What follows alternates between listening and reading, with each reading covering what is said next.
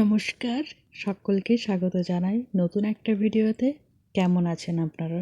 আশা করছি সকলে খুব ভালো আছেন, সুস্থ আছেন। দুর্গাপূজা মিটিয়ে, লক্ষ্মী পূজা মিটিয়ে আমি তো চলে এসেছি বাড়ি। আর বাড়ি এসেই হয়ে গেছে আমার মাথা খারাপ, কারণ বাড়ির অবস্থা খুবই খারাপ। আসলে বাড়ি বললে ভুল হবে, বাড়ি ঠিক নয়, ঘরের মানে আমার রুমটার অবস্থা খুবই খারাপ। এই তো বর্ষা পেরোলো, বর্ষা পেরোনোর পরে যে আমার দেওয়াল টেওয়াল পুরো একদম ভেঙে চুরে একাকার অবস্থা। আর বাড়ি ছিলাম না প্রায় 10 দিন মতো। ইঁদুরে তো যা নয় তাই করেছে, পুরো একদম গর্ত করে করে রেখেছে। আর বাড়ির ভেতরে জিনিস সব তছনছ করে ফেলেছে। আর এই যে আমার মেঝেতে যে চটটা পাতা থাকে সেই চটটা আমি তুলে দিলাম, কারণ এই চটটা আমি আজকে অন্য একটা ব্যবস্থা করব।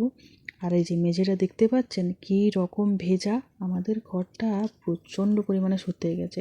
আর ওই শুতে যাওয়ার কারণে কি হচ্ছে বলুন তো, এই যে দেখতে পাচ্ছেন দেওয়ালগুলো কেমন ছিঁড়ে ছিঁড়ে যাচ্ছে, দেওয়ালের মাটিগুলো মানে একটুখানি ফুলে ফুলে গেছে, আর জাস্ট একটুখানি টোকা দিয়ে দিলে ব্যাস পড়ে যাচ্ছে। তো এইগুলোকে এখন ছাড়িয়ে টাড়িয়ে আবার মাটি দিয়ে দেওয়ালটা ঠিক করতে হবে। তারপরে এই মেঝেটার একটা ব্যবস্থা করব। মেঝেটা এই এত এই বছর শুতে গেছে, মানে এই চটটাও ভিজে যাচ্ছে জানেন তো। আর এই যে হাঁটা চলা করছি আমি, তাতে করে আমার পায়েতে কাদা হয়ে যাচ্ছে। মানে প্রচণ্ড খারাপ অবস্থা, প্রচণ্ড পরিমাণে খারাপ অবস্থা। আর এই রকমে আর ভালো লাগে না, কিন্তু ভালো না লাগলেও করার কিচ্ছু নেই। তো অনেক চিন্তা ভাবনা করে বেশ কিছুদিন আগেই ডিসিশনটা নিয়েছিলাম। আর সেই মতো জিনিসপাতি কেনাকাটি করে রেখেছি।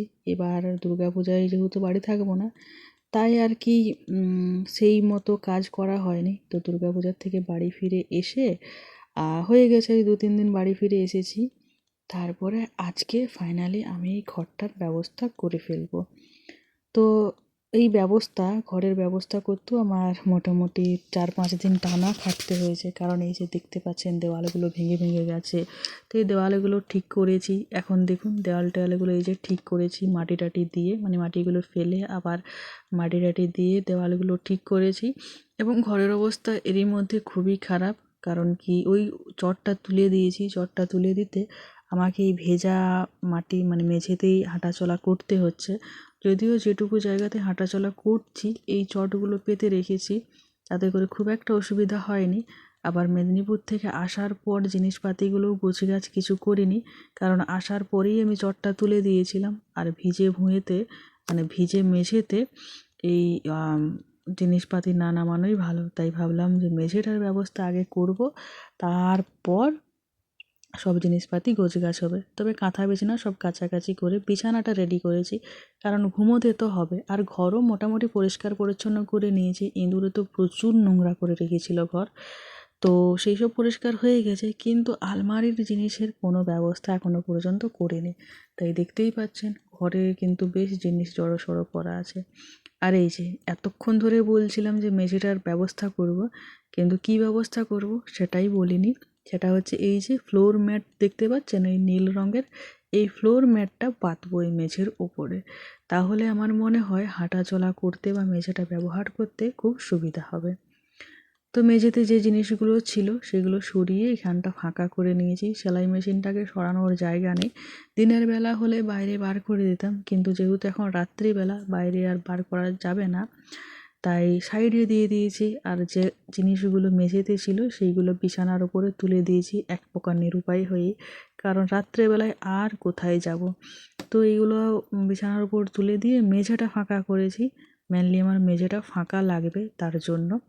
এবার যে চটটা মানে চটগুলো পেতে রেখেছিলাম হাঁটাচলা করার জন্য সেগুলো তুলে নিচ্ছি। আর এইগুলো পুরোপুরি ভিজে গেছে, পুরোপুরি একদম ভিজে গেছে। এই যে আমি লাইট বন্ধ করে দেখছিলাম, কারণ ওই যে একটুখানি বেশি লাইটিং দেখাচ্ছিল না, একদম সাদা হয়ে যাচ্ছিলো।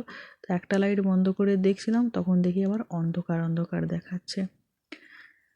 তো যাই হোক, মোটামুটি পুরো মেঝেটা আমি ফাঁকা করে নিয়েছি। এবার একটুখানি ঝাড় দিয়ে দিচ্ছি বেশ ভালো করে, মানে 3-4 বার ধরে ঝাড় দিয়েছি। কারণ দোকানে যখন আমি এই ম্যাটটা নিই আমি জিজ্ঞেস করে নিয়েছিলাম, মানে আমার যা সমস্ত প্রবলেম রয়েছে যে মেঝে ভিজা, মাটির মেঝে, সমস্ত কিছু বলেছিলাম। ওনারা বলেছিল যে কোনো কিছুতে কোনো সমস্যা হবে না, আপনি পাতার সময় একটা জিনিস খেয়াল রাখবেন, সেটা হচ্ছে যে এটা যখন পাতবেন এর নিচে কোনো রকম কোনো পাথর যেন না থাকে, একদম ছোট পাথরও যেন না থাকে। যদি ছোট পাথর মতো কিছু থেকে থাকে তাহলে কিন্তু আপনার এই ম্যাটটা ছিঁড়ে যাবে। আর এক জায়গায় যদি ছিঁড়ে যায় তাহলে কিন্তু আস্তে আস্তে পুরোটাই নষ্ট হয়ে যাবে। আর এই ম্যাটটার যেহেতু অনেক দাম, সুতরাং এটা মানে যতটা সম্ভব চেষ্টা করব সিকিউরিটির মধ্যে রাখার। তো মেঝেটা আমি বেশ অনেকবার ঝাঁট দিয়ে দিয়েছি। তারপর যে চটটা আমার পাতা থাকে সব সময়, সেই চটটা আমি পেতে দিচ্ছি। কারণ মেঝেটা তো খুবই ভেজা, চটটা পেতে দিলে অনেকটাই সেফ থাকবে ওই ম্যাটটা। ম্যাটটার এত দাম, ম্যাটটা যদি দুদিনেই নষ্ট হয়ে যায় তাহলে কি করে হবে? তবে দোকানিরা ওনারা বলেছেন যে এটা মোটামুটি 5-6 বছর যাবে, আপনি নিশ্চিন্তে ভরসা করে নিতে পারেন। তবে এই যে প্রিন্টটা আপনাদের দেখাবো, এই প্রিন্টটা আমার না খুব একটা পছন্দ হয়নি। আমার অন্য একটা প্রিন্ট আমি আগে পছন্দ করে রেখেছিলাম, কিন্তু যেদিন আমি কিনতে গেছি সেদিন ওইটা পাইনি।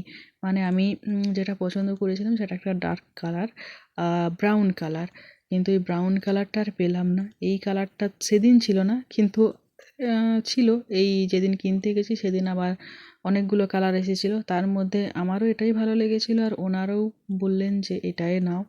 তো এটাই নিলাম। তবে দেখতে আমার মনে হয় ভালোই লাগছে, খুব একটা খারাপ লাগছে না। আর এই যে হয়ে গেছে চটটা পাতা। এগুলো তো প্রচুর পরিশ্রম করে, প্রচুর কষ্ট করে পাততে হয়েছে আমাকে।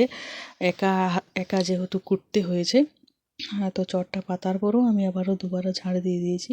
কারণ ওনারা বলেই দিয়েছিলেন যে যেন কোনো রকম কোনো পাথর টাথর না থাকে। তাই আমি বারবার ভয় পাচ্ছিলাম যে পাথর টাথর যদি থেকে যায় তাহলে তো ক্ষতি আখের আমারই হবে। তো সেই কারণেই আর কি।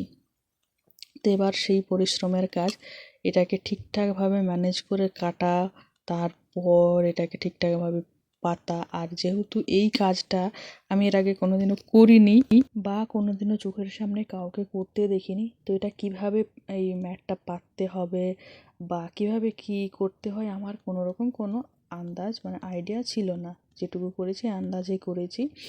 তো মোটামুটি হয়ে গেছে বেশ ভালো রকমভাবে। আপনাদেরকে আমি অবশ্যই একদম ফাইনাল লুকটা দেখাবো। তার মাঝখানে আমিও মানে আমি একটুখানি শেয়ার করছি যে কিভাবে কি করছি। আমার এই মেঝেটা সব জায়গায় সমান নেই। কোনো জায়গায় একদম 5 ফুট রয়েছে, কোনো জায়গায় 5 ফুট 2 ইঞ্চি, কোনো জায়গায় 5 ফুট 5 ইঞ্চি। তো সাইডগুলো ফাঁকা ফাঁকা থেকে যাচ্ছিলো। সেই জন্য এরকম একটুখানি সরু সরু করে কেটে আর দিয়ে দিয়েছি। আমি চাইছিলাম পুরো একদম যেন ভরাট হয়, ঠিক আছে? আর আমি টোটাল এটা 13 ফুট নিয়েছিলাম। আর 13 ফুটের দাম কত নিয়েছিল আমি ভুলে গেছি। কারণ এই ম্যাটটা আমি দুর্গাপূজার 1 সপ্তাহ আগে কিনেছি। তো এখন অনেক দিন হয়ে গেছে, প্রায় মাস 2 মতো। তো একবারেই ভুলে গেছি, মনে নেই। আমার যতদূর মনে হয় 13 ফুট নিতে 900 টাকা মতো লেগেছিল মনে হচ্ছে যতটা, আমি একদম শিওর নই। তো মোটামুটি পাতা হয়েই গেছে অনেকটা। তবে এটা পাতা হয়ে যাওয়ার পরও আমাকে আবারও তুলে ঠিকঠাকভাবে পাততে হয়েছিল, কারণ এই যে সাইডগুলো ফাঁকা ফাঁকা ছিল। তো অনেক কষ্ট করে অনেক পরিশ্রম করে আমি এটা পাতলাম। পাতার পরে আবারও ঝাড় দিয়ে দিচ্ছি। তারপর জিনিসগুলো যথাসম্ভব জায়গায় রাখবো। আর ওই যে ব্যাগটা, ওই ব্যাগটাও গোছাতে হবে।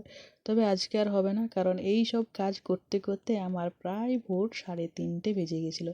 মানে সারা রাত জেগে আমি এই কাজটা করেছি। দিনের বেলা হাজারটা সংসারের কাজের মধ্যে সময় হয় না, তাই রাত্রেবেলায় সময়। আর এই রাত্রেবেলা সারা রাত্রি জেগে এই ম্যাটটা একা হাতে বিছানা তুলে, মানে এই খাট টাট সরিয়ে টরিয়ে, সরানো নয়, তুলে তুলে সব আর কি পারতে হয়েছে। প্রচণ্ড পরিশ্রম হয়েছিল, হাতগুলো তো আমার ব্যথা হয়ে গেছিলো। কিন্তু কি করব, ফাইনালি হয়ে যাওয়ার পর দেখলাম যে না, ঘরটা খুব ভালো লাগছে, তখন সমস্ত পরিশ্রম ভুলে গেলাম। আপনাদের কেমন লাগলো বা কেমন লাগছে ঘরটা দেখতে অবশ্যই কমেন্ট করে জানাবেন। আর আমার এই ম্যাটটা আপনাদের কেমন লাগছে, আজকের এই ভিডিওটা কেমন লাগলো দেখতে, সমস্ত কিছু আমাকে কমেন্টে জানাতে পারেন। আর যদি ভালো লেগে থাকে অবশ্যই ভিডিওতে একটা লাইক দিবেন। আর যদি আমার ভিডিও আপনাদের দেখতে ভালো লাগে, আপনারা যদি আমার ভিডিও দেখতে চান, আমার পাশে থাকতে চান, অবশ্যই আমার চ্যানেলটা সাবস্ক্রাইব করবেন। দেখা হচ্ছে খুব শীঘ্রই নতুন আরও একটা ভিডিওতে। আজকের মতো টাটা।